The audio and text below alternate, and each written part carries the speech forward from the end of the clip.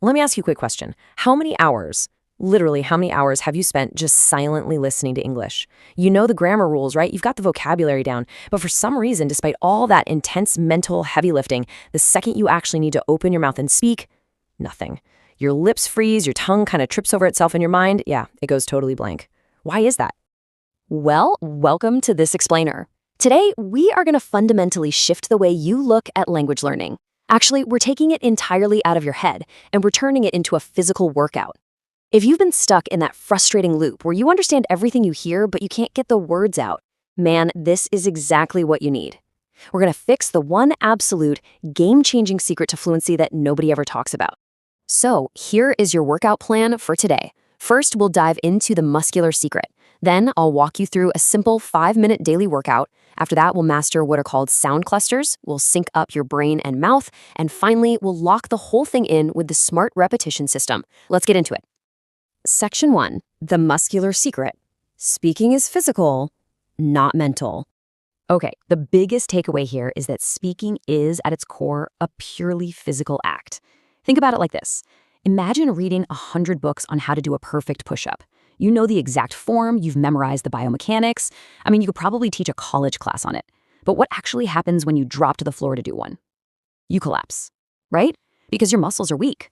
The exact same thing happens with English. Your speaking struggles aren't because you lack intelligence or focus, not at all. It's just that your mouth muscles are completely untrained for the physical sport of speaking English. This brings us to muscle memory. See, since you were a kid, your lips, your tongue, your jaw, they've been perfectly trained for the exact rhythm and shape of your native language. Basically, they're lazy when it comes to English. They aren't used to the different speed, the silent letters, or those tricky linking sounds. To speak smoothly, you have to build tiny, repeatable physical habits that literally rewire how your mouth moves. We have to start treating our mouth just like a muscle in the gym. Section 2, the 5-minute daily workout. Focused physical repetition. All right, it's time to hit the gym. And the best part here, you don't need 5 hours for this. You just need 5 minutes of really high-intensity focus. Here's the breakdown. You'll spend your first minute just warming up. Do some lip rolls, stretch your tongue, physically loosen your jaw. You're trying to break out of your native language rhythm. Station 2 is the mirror technique. Spend 1 minute looking yourself dead in the eyes and say a single sentence 5 times. This builds presence and absolutely kills that fear of judgment. Next, for 2 minutes, try shadow speaking. Play audio of a native speaker and copy them exactly. Tone, speed, everything. Finally, end with a 1-minute fluency loop. Take just one sentence and repeat it slow, then normal, then fast. Boom, 5 minutes. Now, if you actually commit to this 5-minute daily workout, here's what your timeline is going to look like. Day 1, let's be totally honest, it's going to feel incredibly awkward. You're going to feel a bit ridiculous doing lip rolls alone in your room. But stick with it, because by day 3, you will actually feel a physical change in your jaw muscles. By day 7, you're going to sound like a completely different speaker. And by day 30, you will have built undeniable, rock-solid fluency habits.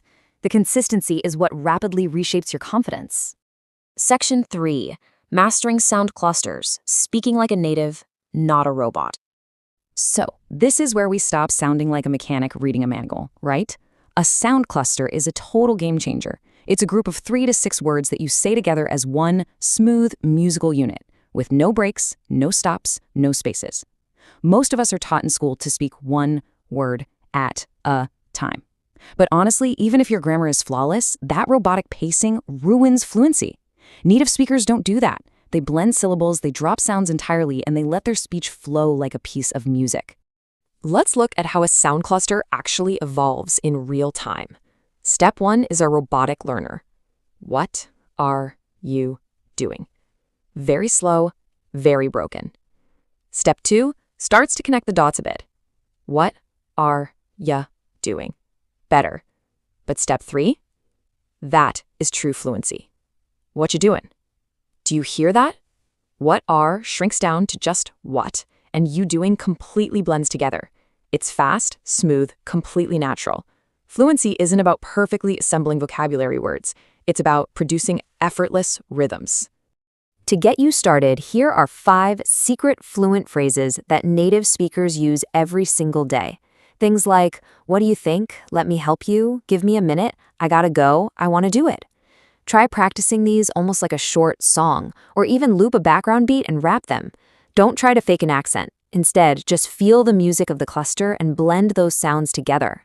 Practicing with a beat actually builds natural breath control and helps your mouth memorize that flowing rhythm. Section 4. Brain and Mouth Synergy, combining emotion, acting, and movement. Okay, let's move to the mindset phase of the workout. Think of your brain as a pilot and your newly trained mouth as an airplane. If the pilot is completely panicked, overthinking every little move, and nervous, that plane is going down, no matter how amazing the engine is. English is not just words, it's emotion in sound.